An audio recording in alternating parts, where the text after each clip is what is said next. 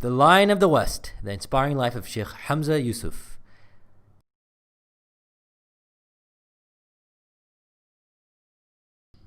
Quick timeline: 1958 he was born, 1965 he converts, not 65, 75 he converts and goes out studying in New York, England, UAE, Saudi Arabia, Spain, Algeria, Mauritania.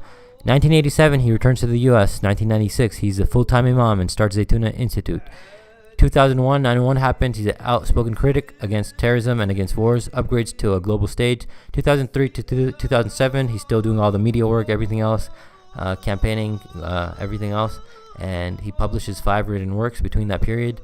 2009, the institute officially converts to Zaytuna College at Berkeley. 2012, started a $19 million brick by brick campaign, fundraisers all over U.S. and all over. 2014, he becomes, around that time, becomes vice president with Sheikh Abdullah bin Bay as president of Forum for Promoting Peace in Muslim Societies with his teacher Sheikh Baya. He's part of so many different other advisory groups in Ivy League schools and other organizations and all that I didn't mention, because the two most significant are Zaytuna College and this Forum for Promoting Peace in Muslim Societies. 2016, 2019 were those two little controversies. Not really big deal. Continues Shaykh Hamza, mashallah, may Allah preserve him, continues onward with Sandala, Sacred Caravans, Deen Stream, Rihla, RS, Zaytuna, and 1,000 more things that I couldn't really mention here, inshallah.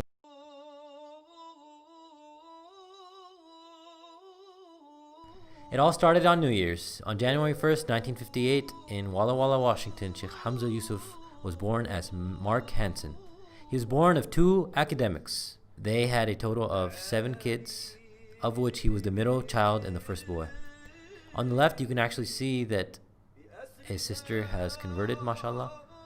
And in the middle is his brother Troy, who, as of the video, he did not convert. A Northern European blood, Greek and Irish and other blood in him. And his grandfather was also the president of the Orthodox Church in Marion County, so he had some religious leadership genes in him. Shaykh Hamza says about his dad, my father, David Hansen, passed away at 8 p.m. on the 16th of April, 2016, at the age of 89. He left the world in a good state. He was born into great wealth and advantage and was afforded an excellent education. At the age of 17, he volunteered to join the Air Force at the height of World War II and served for 4 years. He was a good father and the single most well-read person in the Western canon I have ever met.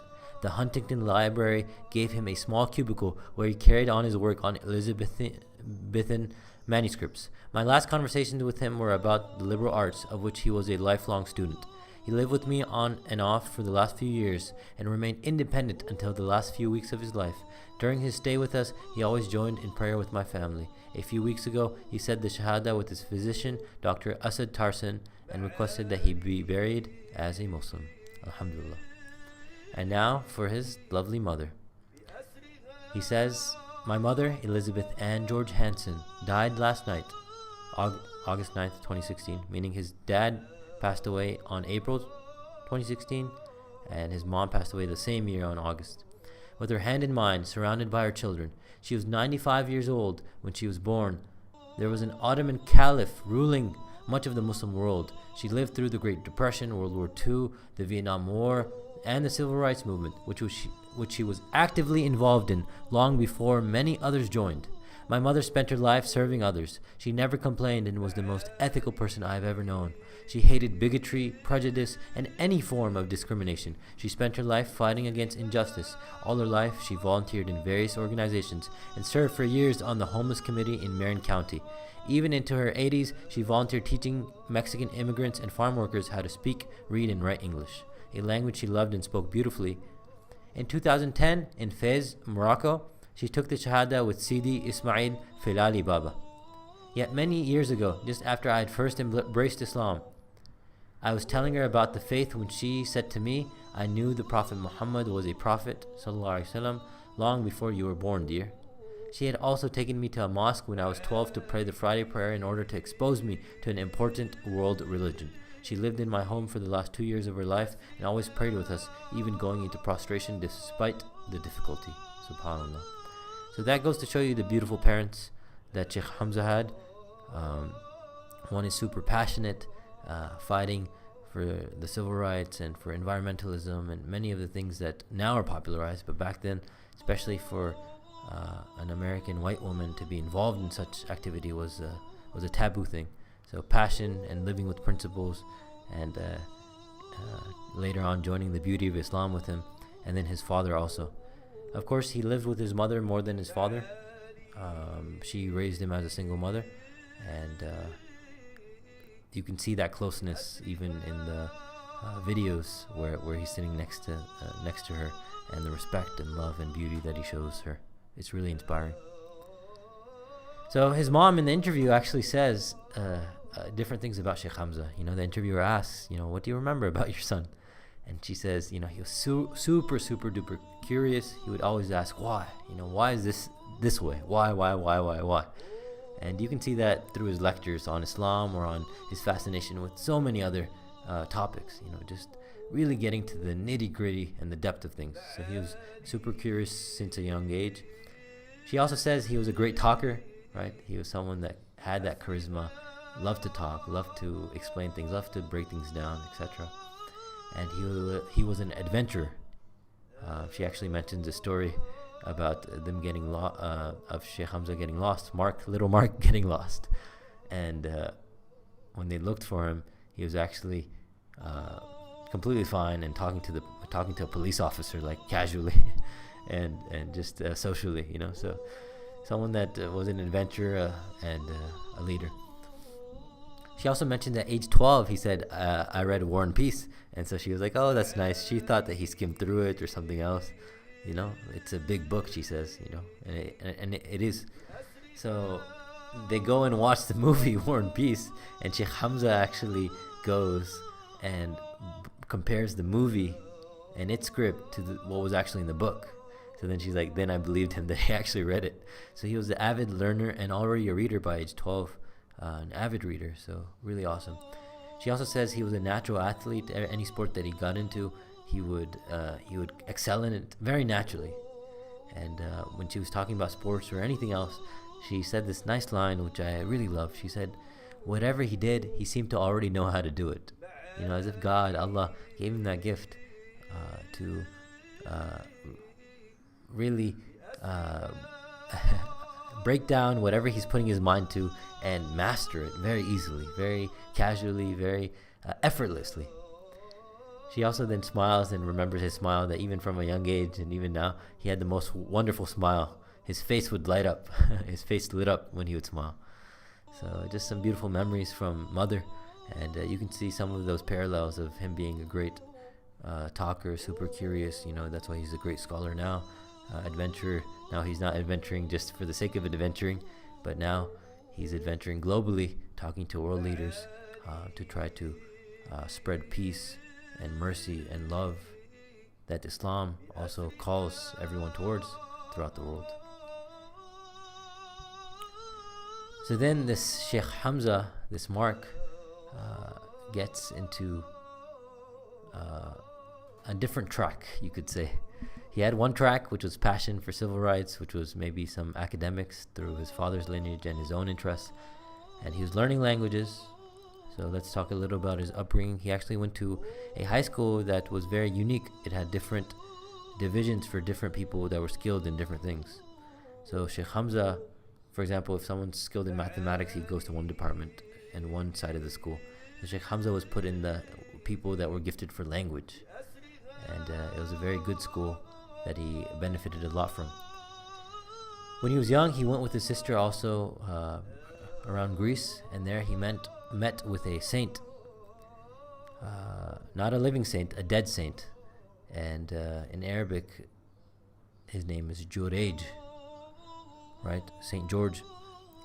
And Shaykh Hamza says that really impacted him, because this man was, centuries old, 16 plus centuries old, yet his body was still preserved. And Shaykh Hamza and his sister actually kissed his feet at that time. He wasn't Muslim, of course. And it really affected him of how someone's body could be preserved for so long. And even though our Islamic traditions guides us that we shouldn't put in public display such righteous people, it was something that really affected him and sparked his curiosity. Anyways, Shaykh Hamza also then got in a car accident which really shook him up.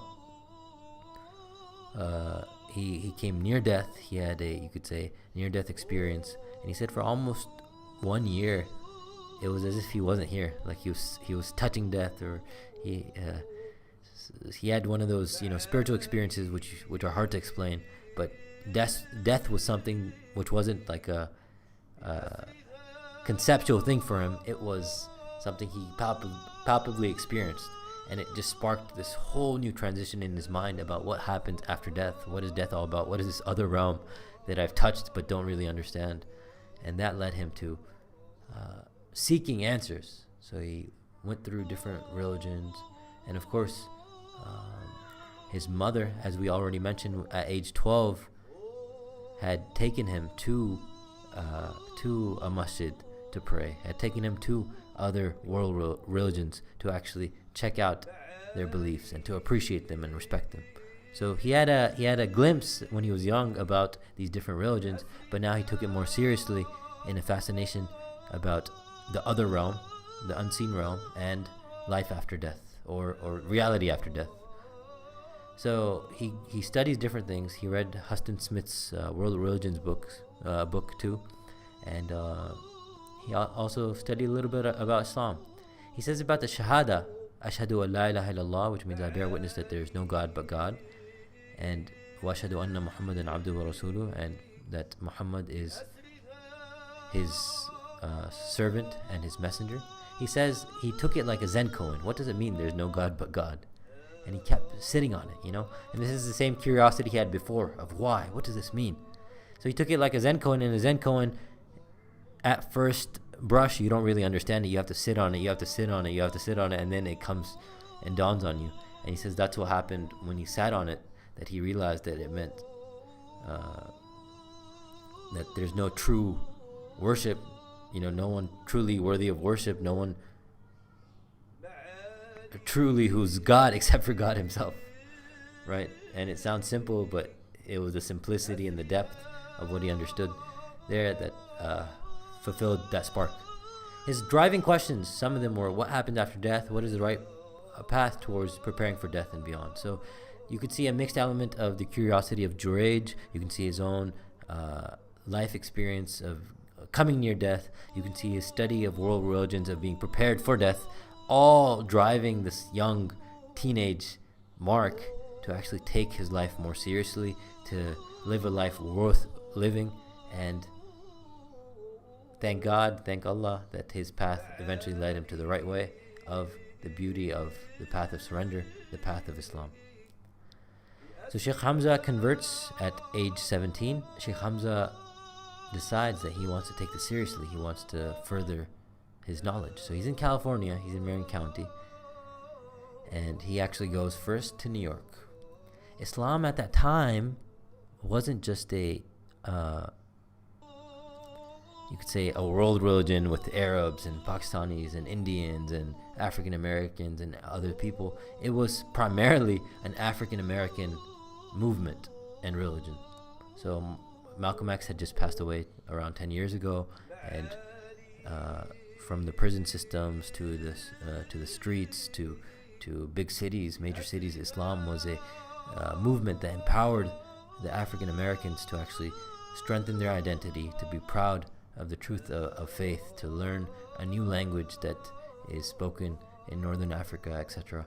And so he chose that path, and it just goes to show you the beauty of his commitment to the truth, right? Once he understood the Shahada, he says, once he read a couple of chapters of Quran until it talked about, I think, Surah Al Imran, the 3rd chapter, talking about Jesus and how Jesus was just a man.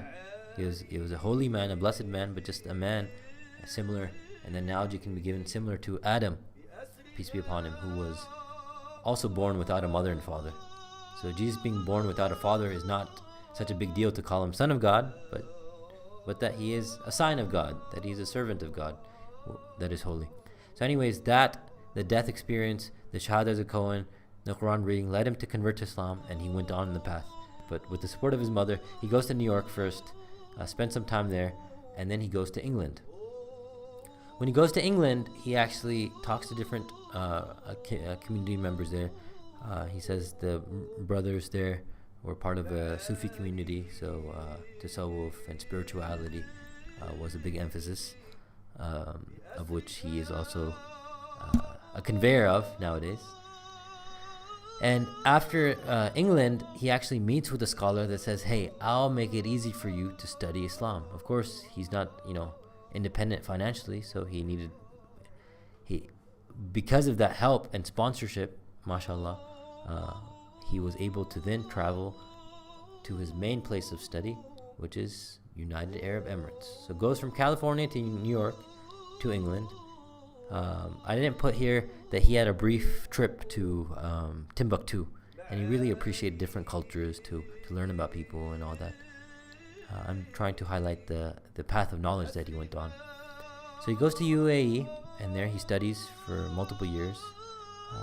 He was actually in an apartment without AC, cinder block apartment for almost 5 years, and till he transitioned to being a muazzin, the caller of the azan, the call to prayer, where then he stayed in a masjid.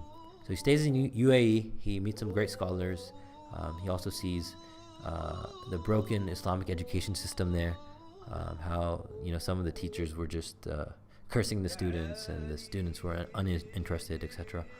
But there, by the help and mercy of Allah subhanahu wa ta'ala, he actually meets with the scholar that he is just impacted by, that wow, this guy is somewhere else. Shaykh Hamza, obviously, the drive for him to study Islam or even to become Muslim was the preparation for death and to be right with God, to live a right, pure, and fulfilled life, right? And all of those answers led him to the truth of Islam. UAE, he studies for multiple years, but he meets this man, and he's very impressed by the character and spirituality and the otherworldliness of this man. So he inquires and he asks, and eventually someone else says that this guy is great and amazing, right? He's preparing for death and he's living the knowledge, but his father is something else. His father in Mauritania is something else I can't even tell you. You got to go study with him. So Shaykh Hamza, after completing some studies here, decides eventually he wants to go to Mauritania. But before he does spend some time in Saudi Arabia, which I didn't really put because the dates aren't as clear, but it's clear that he met with Sheikh Habib Mashhur al-Haddad, who used to be in Makkah, Jeddah area, and also, of course, being near Saudi Arabia, Sheikh Abdullah bin Bayya, one of his key primary teachers even to this day, was very influential coming to UAE, Saudi Arabia, etc. So anyways, after that stint of, you could say, the Gulf, he goes to Spain actually and spends over a year there, just studying Arabic and other things, polishing things, and meets with Dr. Umar Afa Abdullah, who becomes a great colleague in the coming decades, for the rest of the decades, mashallah. Spent some time there, and now he has intention to actually go to Mauritania, but Mauritania is a small population country, and it's pretty difficult to go there. So in between, he actually goes to Algeria.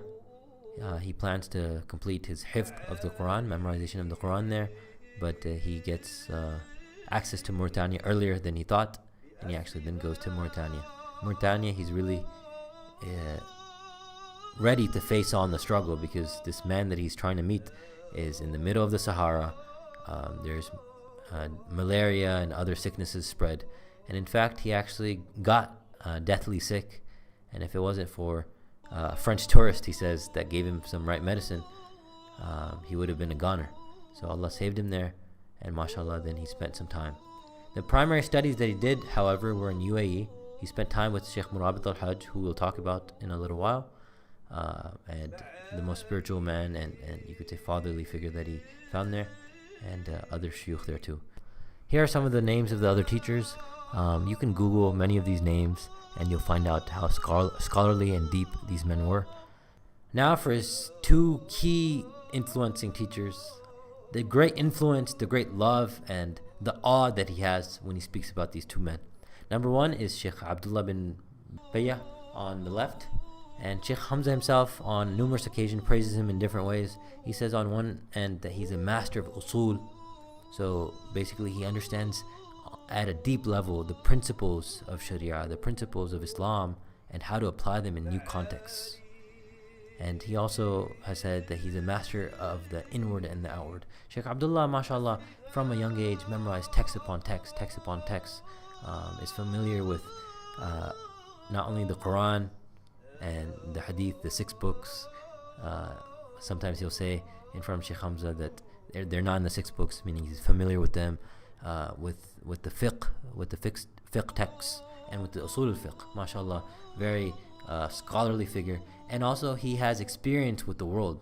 Shaykh Abdullah was actually vice president of Mauritania at a time, actually wrote the constitution to, at one point, actually had to face some politics and went to jail for it, and then later on gained honor at a scholarly level and as a peace ambassador throughout the globe through his involvement in the Gulf. So Shaykh Abdullah is a great teacher for Shaykh Hamza, and someone that he always not only discusses with, but he has taken him as his, you could say, partner and you could say friend and scholarly, anchor. And they work together, and they've started a couple of organizations together, spreading global peace and spreading the message of Islam and scholarliness as best they can. So Shaykh Abdullah bin Bayya, mashallah, right there. On the right is Shaykh Murabit al-Hajj, rahimahullah. He passed away recently.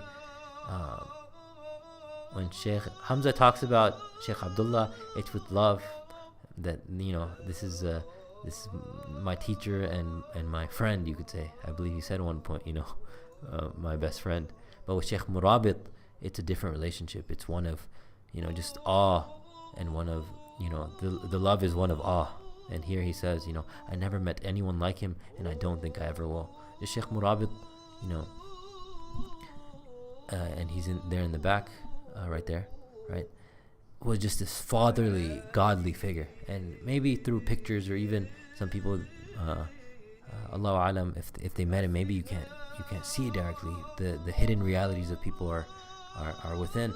But this man would pray for hours. He was completely melted in praising Allah constantly, even in his sleep doing dhikr. Under his breath, he would either be reading Quran or saying La ilaha illallah, and just completely giving his life and his heart to Allah subhanahu wa ta'ala. He actually ran away from the main city life so that he would avoid the sins of the people, and isolated himself in the middle of the Sahara. And now his madrasa, where he teaches Islam and other things, is over there, and lives basically under a tent, nothing else, and spent a good time with Shaykh Hamza. In fact, the first 3 months he actually told Shaykh Hamza to sleep with him, right next to him, so that he'll get some blessings. And just for hours, in the cold, praying long hours, spending his time in dhikr and Quran and teaching and in prayer and in loving Allah. He spent many time and much hours in front of the grave, reading Ihya Ulumuddin by Imam Ghazali, and just an amazing human being, subhanAllah.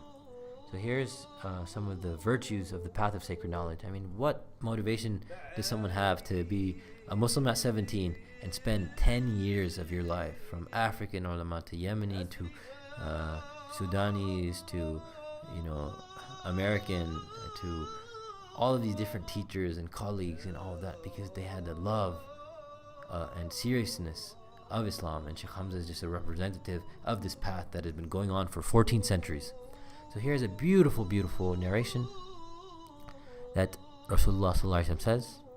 He says that Man salaka tariqan yatlubu fihi ilman salaka Allahu bihi tariqan min turuqil jannah. Whoever travels a path in search of knowledge, and it's talking about sacred knowledge, right? Then Allah will make easy for him the path to paradise. Verily, the angels lower their wings for the seeker of knowledge. Verily, the inhabitants of the heavens and the earth, even the fish in the depths of the water, will seek forgiveness for the scholar. Verily, the virtue of the scholar over the worshipper is as the superiority of the moon over the stars. Verily, the scholars are inheritors of the prophets. They do not leave behind gold or silver coins, meaning the prophet don't leave behind money, but rather they leave behind sacred knowledge. Whoever has taken hold of it has been given an abundant share. Subhanallah. This is in Abi Dawood. So, Shaykh Hamza just followed this mark, just followed this path, the path of the Prophet ﷺ, the path of the Sahaba, the path of our ulama, to seek sacred knowledge, to transform your life with the sacred knowledge and sacred company, so that you may become a new human being that takes one's life seriously, knows what you need to do in life, and can actually forward that knowledge onto others. Now talking about Shaykh Murabit al-Hajj, Shaykh Hamza says, he told me several times, Hamza, this world is an ocean, and those who drown in it are untold numbers. Don't drown. I have never seen anyone like him before him or after him, and I don't think that I ever will. May Allah reward him for his service to this deen and his love and concern for the Muslims. He was never known to speak ill of anyone. He said to me, and what is man other than a comet that flashes brilliant light for a moment, only to be reduced to ashes? Shaykh Murabit al-Hajj is the master of the science of Islam, but perhaps more wondrous than that, he has mastered his own soul. His discipline is almost angelic, and his presence is so majestic and ethereal that the one in it experiences a palpable stillness in the soul. As the Arabs say, the one who hears is not as the one who has seen. May Allah grant him the highest level of paradise. Ameen. Shaykh Hamza, just even when I met him, and of the different things we could talk about, from world changing to knowledge to other things, the one thing that would just bring light to his eyes was talking about Shaykh Murabit al-Hajj and the love he had for the man. Alright, Shaykh Hamza, after all that time and the blessed company with Shaykh Murabit al-Hajj, his spiritual guide, mentor, anchor, and role model, goes back to America, back to the lions, or I could say the sheep's den, right? And so he goes back, and now think about it, 10 years, you saved yourself for marriage, you studied Islam, you studied throughout the globe, and now you're going back to a very materialistic culture. So subhanAllah, he had a lot of effort to go there, and also he has to settle, of course. So this is Shaykh Hamza in the early years. He comes back in 1987. He actually doesn't take the scholarly route and become an imam. In fact, he actually goes and starts studying. He studies nursing, he studies English, he studies comparative religion over the course of the years. In fact, up for the next decades, he kept on and off with the studies. The main job that he actually worked on was nursing for a little while in a cardiac unit. So he, even when you read his book, Purification of the Heart, he mentioned a lot of different scientific facts about the heart. Of course, he is a very erudite scholar, so he can study that on his own, but he formally also studied it in university setting and worked in that regard too. Studied English, studied comparative religion, and in fact, recently, he actually, where he's actually teaching in Berkeley, Zaytuna College, he actually finished his doctorate too. So he is Dr. Shaykh Hamza Yusuf Hansen, mashallah. In 91, Zaytuna University in Tunisia actually gave him an honorary doctorate as well. He was part-time lecturer to ISNA at the time. 93 is when he first gave his first talk. In 95, he actually became popular enough that he actually traveled to London and gave a speech in front of 5,000 people. In 1999, he had a BBC interview, and it's a pretty haunting interview because he talks about a lot of the peaceful things and how we need to stick to the principles of Islam. And I don't mean haunting, I mean like foreshadowing, because 99 that interview happened, and then 2001 9/11 happened. So anyways, at 1996, when he was around age 38, he was already the imam at Santa Clara, and he teamed up with Imam Zaid Shakir and started Zaytuna Institute, mashallah. He taught regular classes there, and in fact, he actually brought a scholar from Mauritania who he was super excited about, Sheikh Khatri, mashallah, who he kept and still keeps in touch with. And so he invited Sheikh Khatri there for 9 months, and also invited Sheikh Abdullah bin Bayah for the first time in America in 1999. So mashallah, he's growing in popularity both as a scholar himself, connecting people to the tradition. You can see some of his YouTube videos where he's teaching the basics of Islam, both to Muslims and also to non-Muslims, and breaking down the concepts in a very eloquent and beautiful manner. And 97, 99, his teachers coming from the Gulf and coming from Mauritania goes to show you how he's trying to establish this formal institute. Now let's talk about his marriage. He got married to someone named Liliana Trujillo, and he was just at a computer lab in Imperial College. He was apparently writing a book at the time. Maybe he was writing The Purification of the Heart, Allahu Alam. And when they met, Shaykh Hamza was very serious. She needed some computer help, and at first he didn't say anything. At night, she needed some more help for the computer, so he actually fixed it. And there was an automatic chemistry. She was talking about him with his sister, and they were like, we probably won't meet, but Allah made them meet again, and Shaykh Hamza actually felt that chemistry, but he didn't want to cross any lines, right? So they met a few times in a public setting at the college, at Imperial College in California, and she was Catholic at the time. He didn't mention his religion. He meets her for 3 or 4 times and says, now that basically we have chemistry, mashallah, everything else, he presents marriage, that he doesn't want the dating scene. He doesn't want, first base, second base, third base. He doesn't want any of that. He mentioned the hadith that when 2 people are alone, the third is shaitan.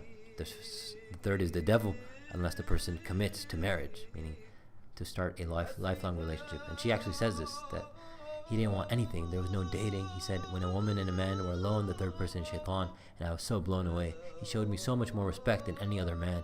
How he explained about the prayer, watching him pray, the fact that he loved God so much, for me, was one of the biggest, most beautiful.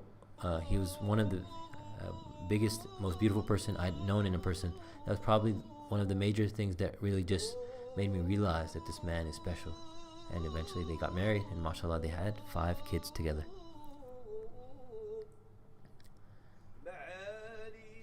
Alright, 2001 happens, 9/11 happens. Shaykh Hamza's life goes from, as he says, from the little league baseball to the major league, meaning he was hitting some small balls and then baseballs, and now the fastballs are coming. Now he has a whole new game. His life completely changes. I'm going to try to summarize the work he's done, which has been too much, in 4 different categories. Number 1 is different media appearances he had. Number 2 is his work in education, which is his passion and what he studied for. Number 3 is his global advising work. And number 4 is guiding the next generation of leaders. So let's get to it. Number 1, his media appearances. One of his most famous ones is in early 2001. Not early 2001, after 9/11, is BBC Hard Talk, where he clearly is against the Iraq war and is clearly against any other type of war. And one of the things that happened with Shaykh Hamza is, at a time where the Muslim community, the American Muslim community, was completely confused, had no spokesperson, had no one to actually look up to, Shaykh Hamza comes as this white convert imam that has all the qualifications of a scholar, and comes and denounces terrorism and denounces war at the same time. So he's clarifying our position, that we're against terrorism from both sides. We're against Muslims doing terrorism for unjust reasons, and majority of Muslims are not terrorists. And on the other end, he says he's against any war being sponsored, any killing, and that's not the way for a solution. So throughout the years, he's been in hundreds of you could say, throughout the years he's been through hundreds of different, you could say, interviews, media appearances. Here he's on an Arabic channel. He comes in Morocco. He comes to NBC Saudi Arabia. Here he's in front of the president of Turkey. Here he's at the Muhammad Ali funeral, walking down with Cat Stevens.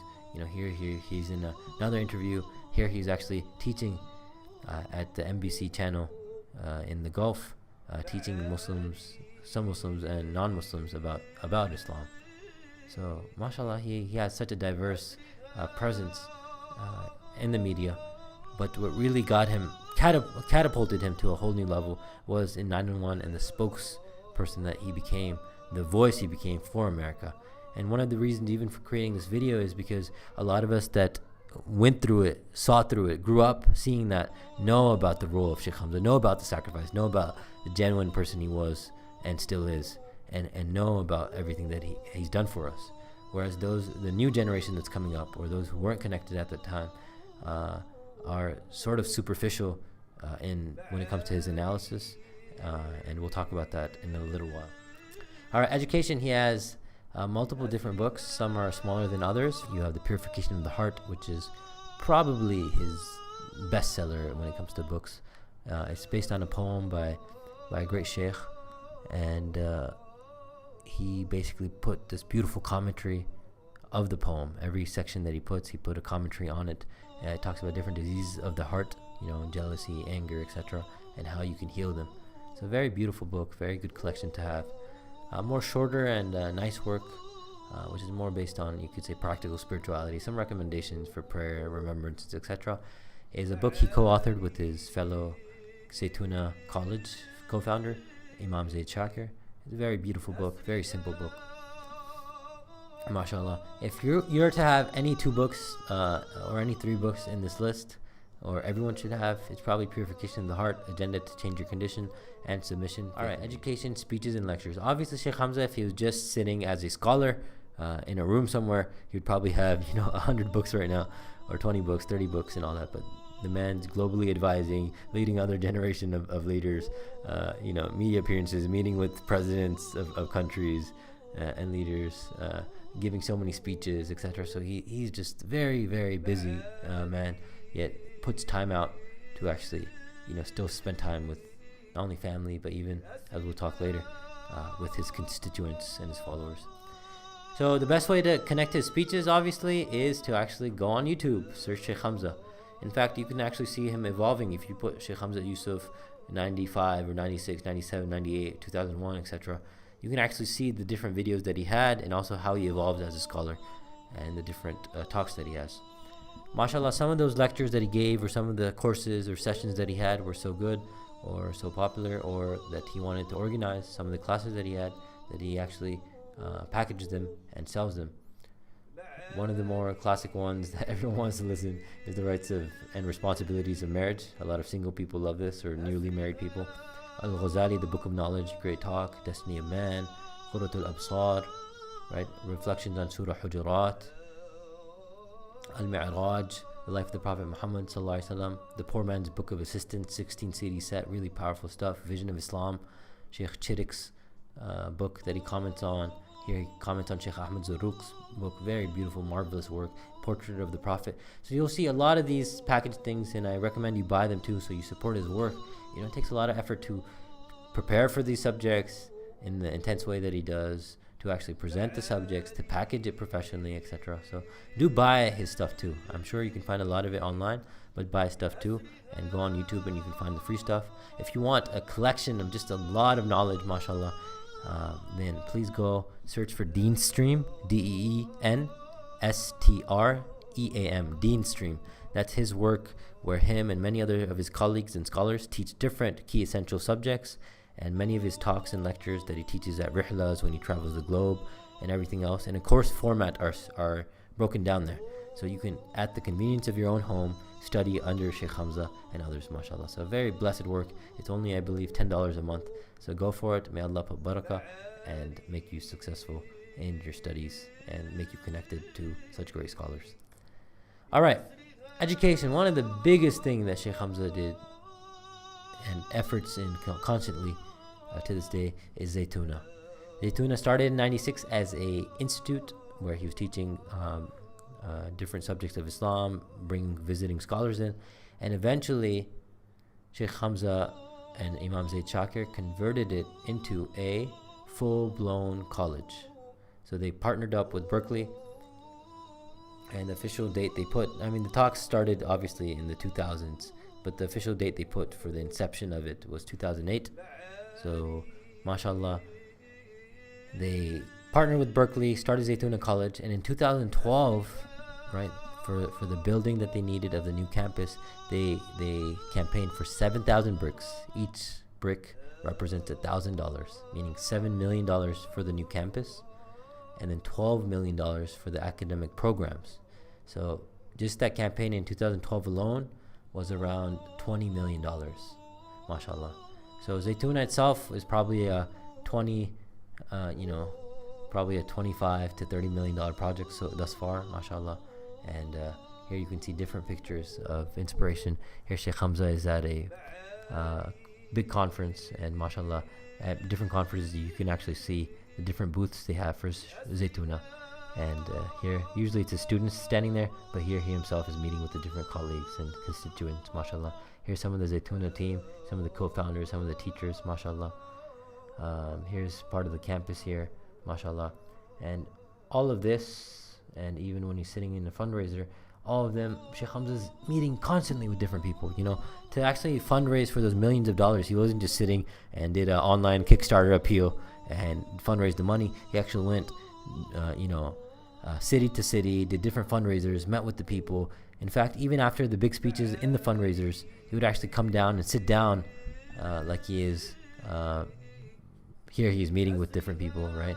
Here he's sitting down in a fundraiser and just meeting with people, sitting down casually, connecting with them, asking about their concerns, and really caring for them, mashallah. So people really love his down-to-earthness, and he makes you feel as part of the family, even though he's a great and also very, you could say, committed and serious scholar when it comes to living up to the principles of Islam. So Zaytuna College starts, mashallah. They have different graduations. There's Imam Zayd, there's Imam Tahir, who's also part of the faculty, and different people, mashallah, coming together, graduating together. Of course, the difficulty in having the college setting is obviously you can't have as many students. So on average, there's around 10, 15, 20 students of each batch.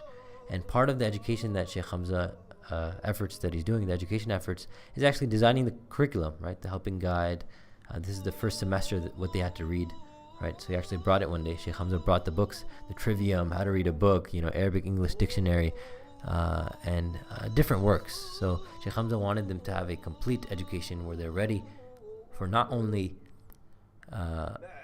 deep Islamic traditional education where they're familiar with the texts, but also to be able to navigate those texts in a modern context to actually solve the global problems like lack of good education, or poverty, or war, etc. So he wanted an institute. The intention is to actually create an institute that connects the traditional sciences with the modern problems of society. And he's working on that regard, and his prayer is that other people also start other institutions too throughout the globe that work in the same regard, and just create prophetic human beings that have the Quran and Sunnah in their hearts and are familiar with the tradition, but also then go forward in both an academic and a practical manner to solve those problems. Now let's talk about his conferences and retreats. Man, where do I start with this? MashaAllah, he has done so much. And most Muslims in America, in the globe, most Muslims know him through YouTube, but most Muslims in America that have been following him or are fans of him know and remember him through some of his physical conferences and speeches where he's just fire. What can you say, man? And you could do this. Take the child. Don't do this. Take the child. I don't want to be responsible. It's America. They sue you. If you take a child and you throw the child up, there's a point where you see this. They go into this state of complete panic. And then when they come back to your arms, they're laughing. That is dunya. I guarantee you, that moment, that is your life. You came from God, and you're going back to God. And there's just a moment where you're in a complete state of panic. But just relax. You're in good hands. From their heart. When you're cut off from your heart, how do you know what love is? Because the secret of the heart is love. And that's love the Sahaba had for the Prophet ﷺ. Bilal couldn't even live in the city. He went to Sham to live in Syria. One time he came back, this was after 20 years, they convinced him to give the adhan. He didn't want to give the adhan. He couldn't give the adhan in the mosque of the Prophet ﷺ. It was so overwhelming for him because he called the Prophet to prayer.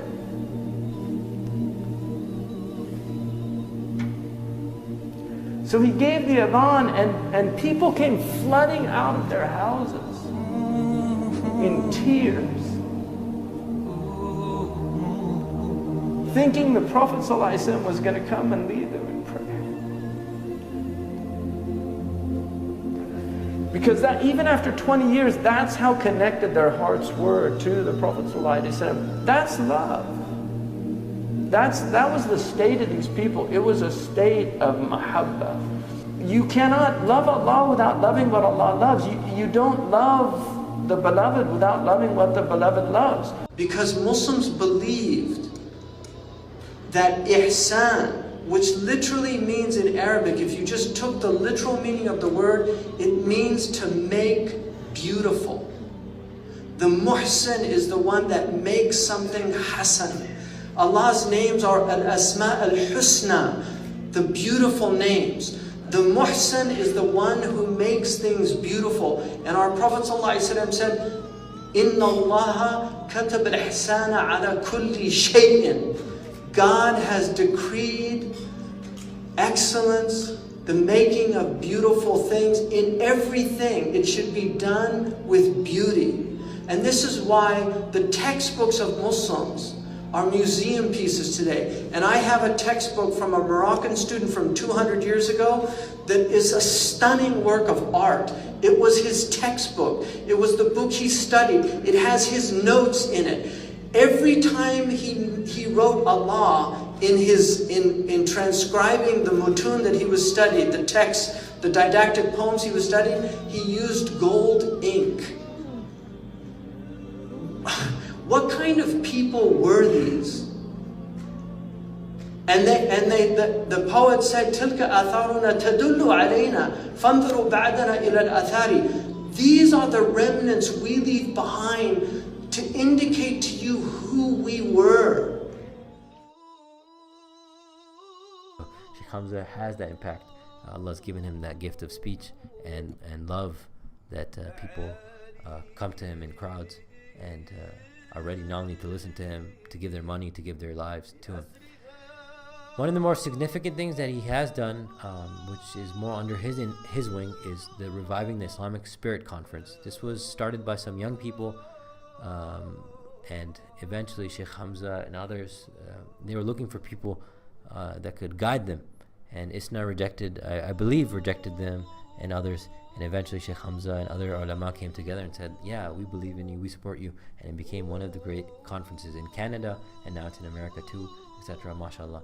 So Shaykh Hamza, many times, or especially in the early years, I don't know about now, would actually design the event program, the subjects, the guest speaker list. And you can see the level of diversity that Shaykh Hamza has by searching up RIS and the different people that he would invite, or that the team would invite. Shaykh Muhammad Yaqubi, Amru Khalid is a famous Arabic scholar, Habib Ali Jifri, Imam Siraj Wahaj, Imam Zaid Shakir, Shaykh Mukhtar Maghrawi, Shaykh Abdullah bin Bays, Sayyid Hussein Nasr, etc., Suhaib Web. So mashallah, you have beautiful names and a beautiful conference that keeps on going and doing great work. He would also have a Rihla summer program where you'd go to like Turkey or Mexico or somewhere else, and people would have extra time to spend with him. And also the Sacred Caravan program, where he would take people to Umrah, to Medina, etc., and guide them to not only the rites of the pilgrimage, the small pilgrimage, but also different sites of the Prophet ﷺ.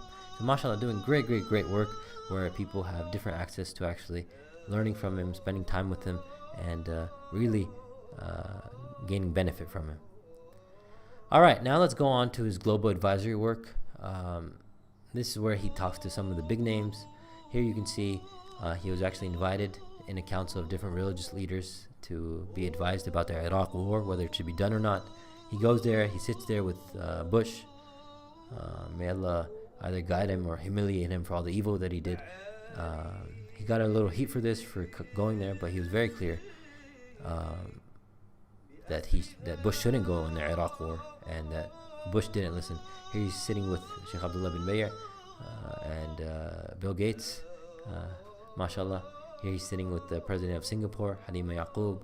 Here he's actually in the Muhammad Ali funeral with youth will probably appreciate this picture. He didn't do advisory here, but I just put it because for the young people watching, they'll appreciate. That's David Beckham, the famous football player, soccer player. Here he's with Dubai leadership, mashallah. And he's with Sheikh Abdullah again, and ADL, the Anti-Defamation League, and the Jews. And look at how curiously they're looking. All of them are all eyes on him, mashallah, looking. And here he's with Tony Blair, and he just completely. Shaykh Hamza isn't shy about the truth, So he has taken a position after guidance of his sheikh, and we'll talk about this later, that either you work with people for good, or if they're doing evil, especially war, he's going to call them out. So he's sitting with Tony Blair in the World Economic Forum and just calls him out right there. Those of you who don't know, Tony Blair used to be the leader of England. Calls him out on the Iraq war. Here he's with the Sultan of Brunei. So you see he's sitting not only with Muslims, right? Not only with Muslims, but also with, some non-Muslim circles, non-Muslims. And sometimes it's nice talk, sometimes it's advising on not doing war, and sometimes it's like, hey, if you're supporting a war, no, we don't play this game, right? So he's sticking to his principles, and you can see in his interview how he interacts with people. He's not scared of the position, but he's also dealing with hikmah, right? So here he had no reason to actually, then he doesn't have a mindset of, oh, you're a non-Muslim, you're this and this, and I'm going to speak to you in a wrong way, or I'm going to avoid you. No, I'm going to speak to you.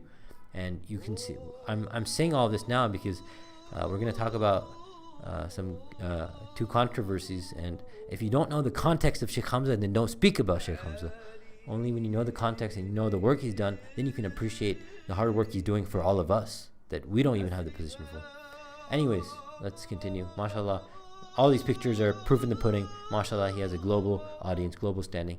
And part of this is because Sheikh Abdullah is the president of the Forum for Promoting Peace in Muslim Societies, based in United Arab Emirates, and Sheikh Hamza is the vice president of that organization.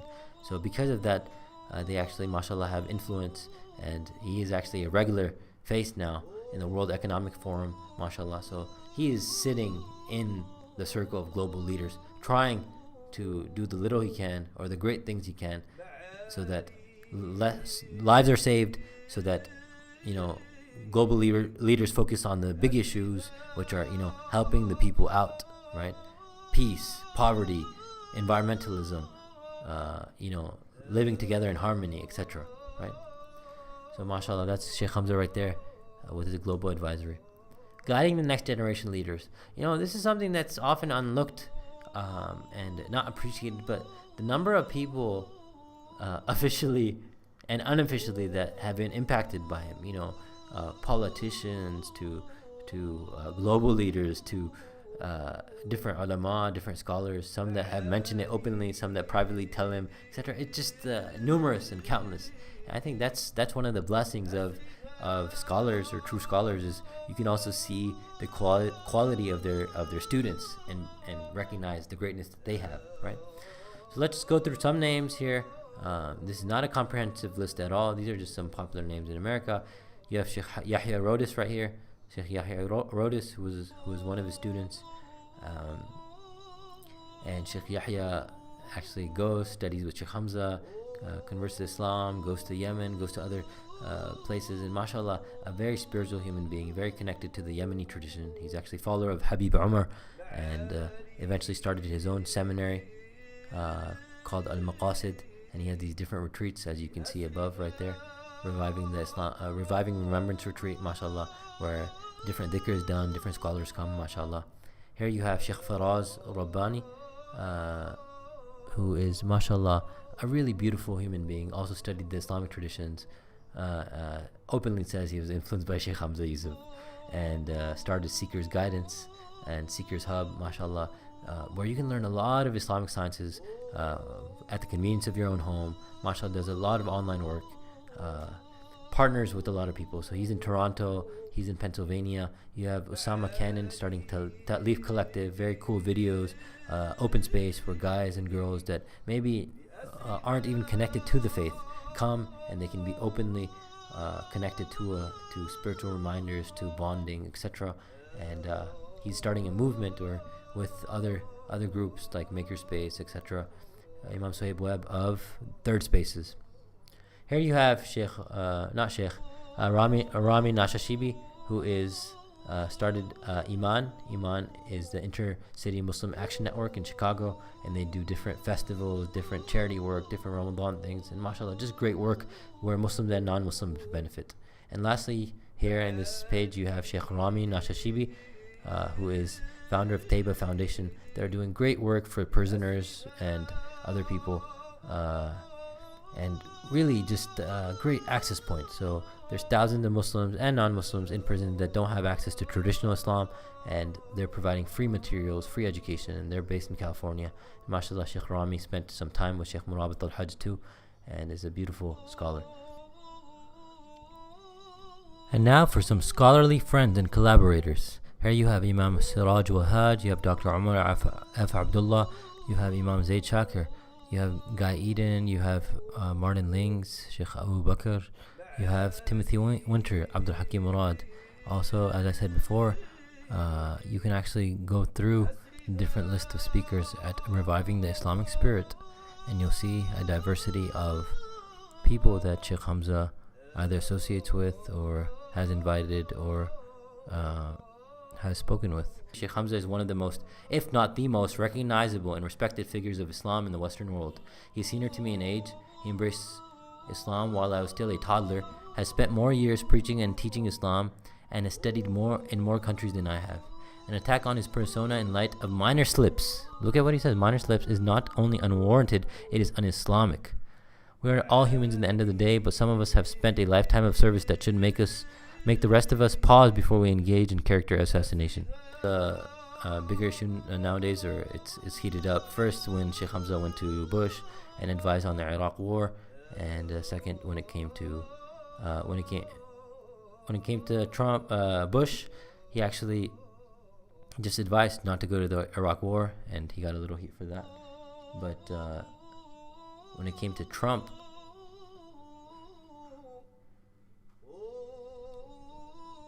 he actually was appointed as part of a council. Of course, he took advice from Sheikh Abdullah. Trump is one of the most anti-Islamic presidents, or you could say anti-immigrant, so much more, and just a clown. But Sheikh Hamza's position, as we'll go through, is one of, hey, my duty is to convey the message in whatever way I can, in positions that other people can't, and we'll see afterwards. It's their responsibility to actually accept it or not accept it. That's between them and Allah, right? If they don't, then that's there. So Shaykh Hamza took a very unpopular position. When it came to Bush, it was just advising, but when it came to Trump now, going in the council, etc., it's caused very bipartisan remarks, because America is becoming very polarized. So people are actually like, oh my God, they hate Trump so much, they love Shaykh Hamza so much, they can't understand why Shaykh Hamza would walk into such a hater's office for any type of dialogue, or anything else of that matter. And he's clarified his position. He was actually shocked that Trump won, and said, he gave a hopeful message that he actually presented and posted on his blog. So of course he's not pro-Trump, but if Trump invites him for some advice, or any other ulama, he feels, and Sheikh Abdullah bin Bay is obviously one of his guides, that he has to at least give the message. And then when he finished, Sheikh Abdullah bin Bay said, Sayyid al-Ra'is, that message was from the President of Mauritania. Now I have a message from me. President of Mauritania has nothing to do with this. This is from me. And Gaddafi said, what is it? He said, Tubit Allah. He said, you need to make tawbah. And you need to stop saying what you're saying about al-Bukhari. And stop saying what you're saying about the Quran. And he told him. It's all there. The Mauritanian ambassador witnessed this. Gaddafi, people think he probably killed poor Bakr al-Sadr, dumped him in the ocean or something. Like, he could have been killed, literally. But that's what he did. That's kalimatu haqqan 'inda sultanin ja'ir. But nobody ever heard about it. And I wouldn't have known about it had not I heard it from this ambassador, because Sheikh doesn't tell what he does in private with people who he sees. But he's a man of nasiha. Whether people listen or not, it's another thing. Allah told Moses to go to Pharaoh. Did Allah not know that Pharaoh was going to reject it? Did he know or not know? He knew, didn't he? Right? Because he knows everything. So why did he send him? Why didn't he just say, Pharaoh is never going to believe you. Go ahead for the Red Sea. I'll open it for you. Why did he send him? Maybe it's so on Yawm al-Qiyamah he'll say to Pharaoh, I sent you my messenger and you rejected it, now go to hell. Because the hujjah has to tuqam. If there's no hujjah, the person's innocent. If you never heard the message, there's no... So it's people say, oh, they'll never listen to you. It doesn't matter whether they listen to you or not. Maybe they will. Who are you to decide who people are? Who do you think you are? That somebody's... Maybe Pharaoh would have listened, right? He didn't. But who was Moses even to say, I'm not going to go to Pharaoh, he's not going to listen. That's what Ayub, right?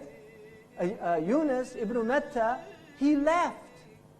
Because he didn't think the people would listen to him. And he ended up being thrown over the ship. And then he went back to Nineveh and they all made Tawbah. But he, in his own mind, he thought they weren't going to make Tawbah. So this is our deen, you know, and my advice to myself and all of you is, kun ma'allah wa la tubali. Be right with God and don't worry, don't concern yourself.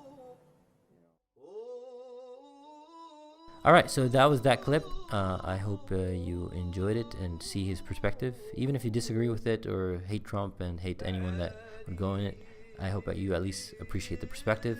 And of course, he is trying to be very grounded in tradition. That's why Shaykh Abdullah, he asked for the usul, he asked for the different things in private conversations. Of course, we don't know the whole details of private, but you never know who through a private conversation can become Muslim. You know, Shaykh Hamza realized that because he himself became Muslim. So, or at least become Muslim friendly. Sometimes it takes years and someone breaks down. In Europe, there is actually a super anti-Islamophobe that actually converted to Islam. So you never know. And Shaykh Hamza, if he's the means, so be it. So once again, X, not really a controversy, especially when you understand the context. How do you support Shaykh Hamza? MashaAllah, we went through a beautiful biography of him. Number one, subscribe to Deen Stream, $10 a month, isn't that much. Go to Sandala. I think that's the best way to buy any of his products because I think it's closest associated to him. So more than Amazon or something else, I'd go there to buy any audio books, anything else. And number three is Zaytuna College. You can donate to them, support their cause. They sometimes need student scholarships too, etc. And they're going strong, mashallah. Shaykh Hamza Yusuf, there you have it, my folks. Lion of the West, a legend that has shaped the course of America's history, a genius with no students that can keep up with his depth and breadth of study and articulation yet, someone whose impact will be studied for years to come, the sole reason many people kept their Islam during their times of struggle and during America's time of struggle, a warrior trying to heal and save the world. Shaykh Dr. Hamza Yusuf Hansen is the founder of Zaytuna College and VP of Forum for Promoting Peace in Muslim Societies, but in reality, he is also so much more: an inspiration, a guide, a father, a teacher, the beloved and fearless Lion of the West. May Allah preserve him and grant him students and followers that inherit his fikr, his concern, and love of Allah and the deen, students that expand his work and actualize his dreams for a brighter future and a brighter world. Ameen, ameen, ameen. Jazakallah khair for watching the video. Please subscribe, please comment on whatever point you really loved, or if you're a diehard Shaykh Hamza fan, what new thing you learned, inshallah. If you want more videos, please let me know what you want. And if someone wants to take this video and make it more professional, make it more amazing, there's no copyright on any of this stuff, please do so. Anything for the Shaykh, inshallah, is just some sadaqah that we can also create, and some clarification we can do for the khidmah and all of what he's done for us. May Allah preserve him, have mercy on him, open the greatest openings spiritually and worldly and otherworldly in the afterlife for Shaykh Hamza Yusuf and for everything. Jazakumullah khair. Wassalamu alaikum wa rahmatullah.